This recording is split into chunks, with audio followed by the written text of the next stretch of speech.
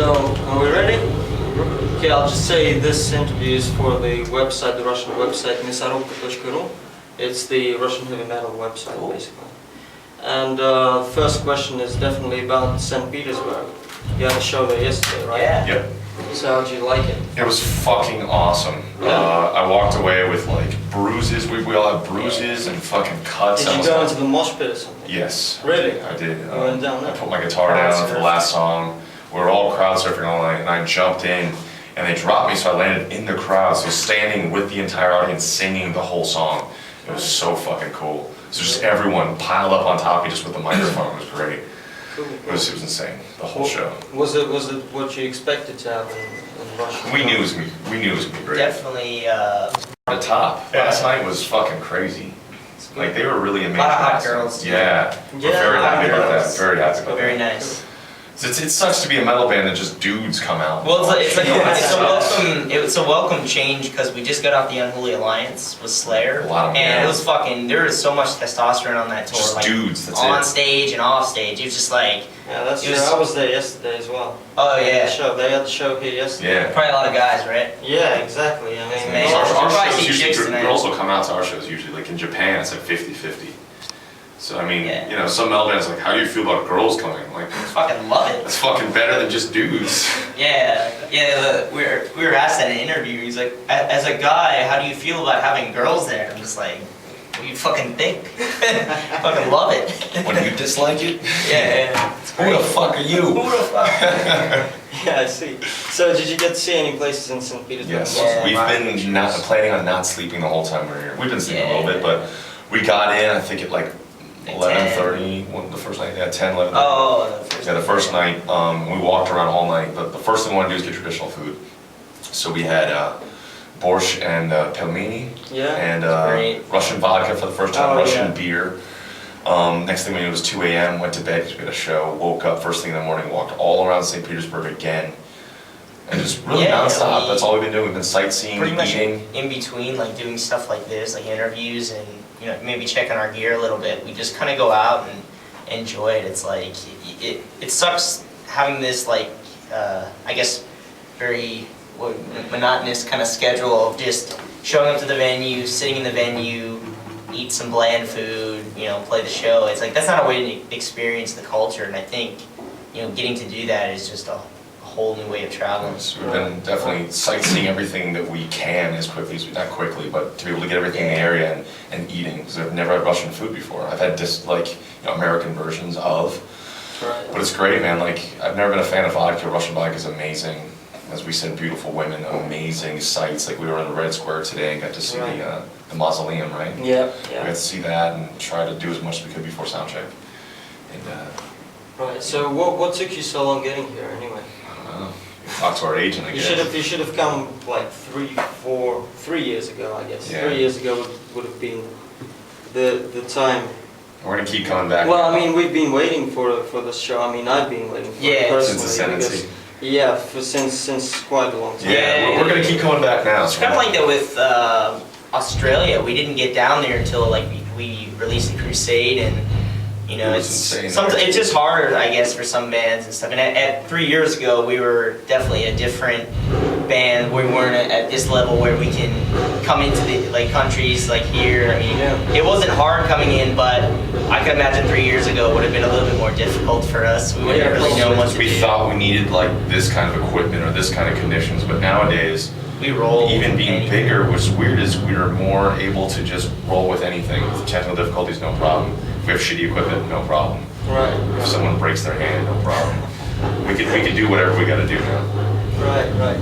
So with the new album, the first thing I want to ask is, you said you didn't like screaming some time ago when the Crusade came out.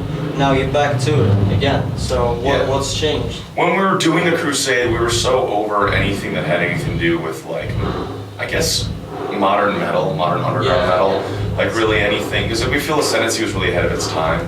Some places in Europe thought it was one style. Ascendancy was just metal. It was metal that took screaming vocals in because it's something we liked. It came from bands like Pantera and Testament and Death. And when we did the Crusade, everyone was doing the Ascendancy formula. We feel like we did that out, and then every single other band was kind of doing scream, sing, solo, blah, blah, blah. and we wanted to do the opposite of what we have ever done.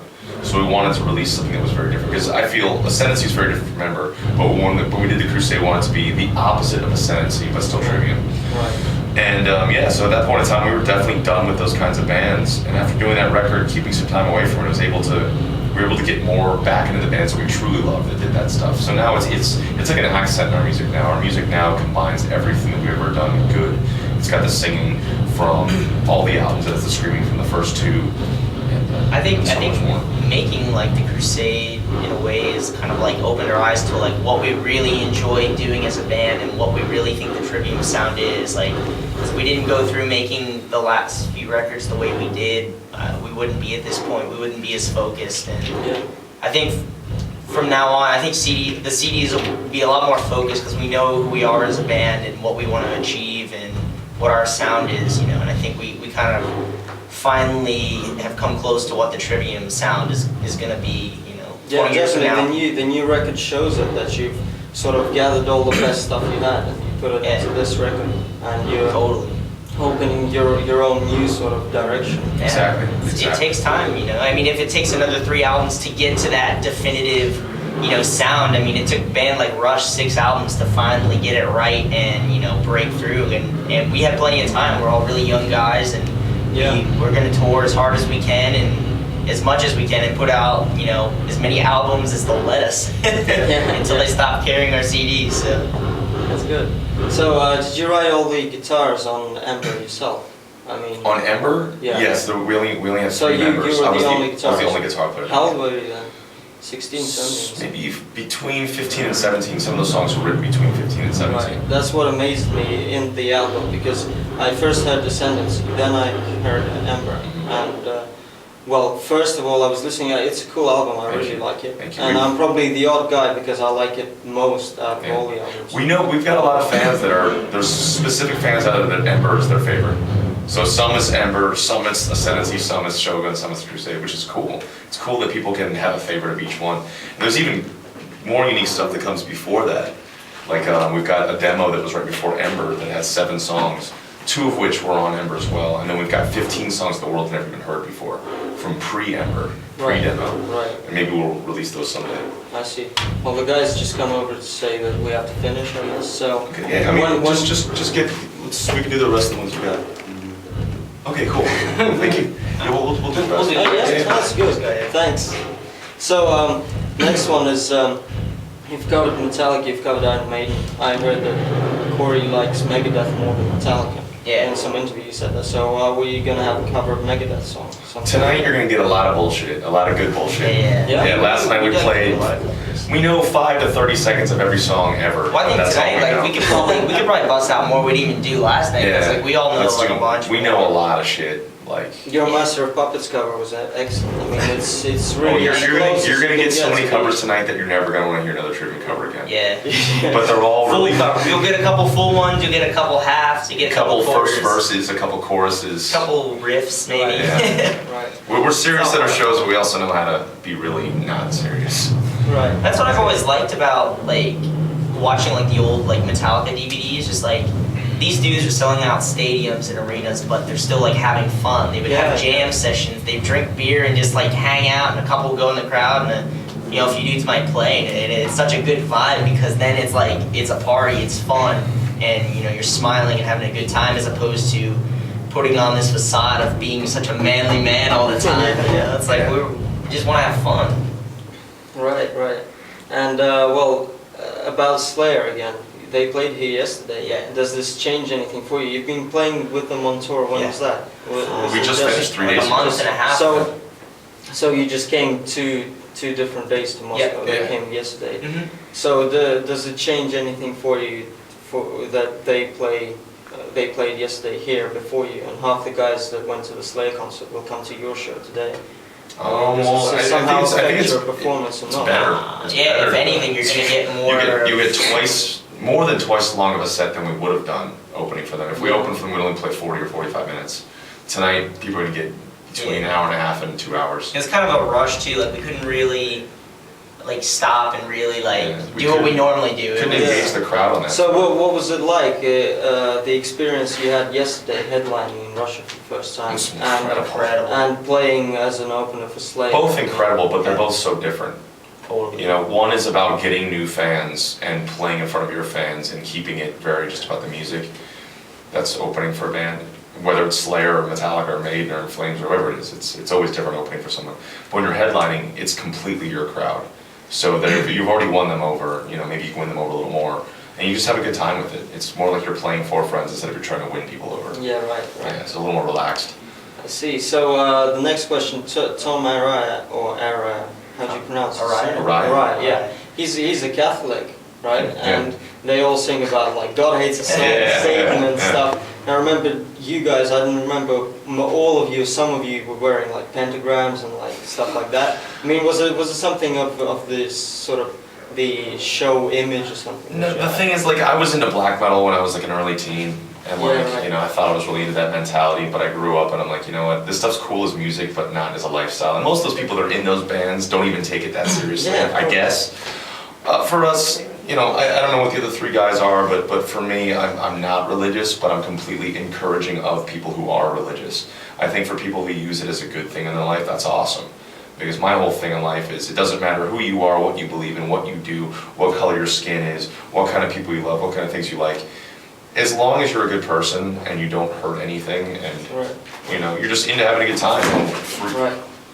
Don't worry, he's alive. And you know, so as long as, you know, I think people should be free to live the way they want to live, as long as it's not hurting anything else. I think it also looks, you know, pentagrams and upside down crosses will always look cool on shirts. And we've got a shirt with a You know. pentagram on it. Looks Yeah, metal. yeah, it looks metal. Like, it'll always be associated with metal. None of no us are matter what. Satanists, though. Yeah. No. Okay. And well, two more questions. First one that will really be important for the fans. A very short question, okay? When's the next time we'll see you in Russia? We don't know. Hopefully within the next, hopefully, you know, it'd be nice before we go to record the next album.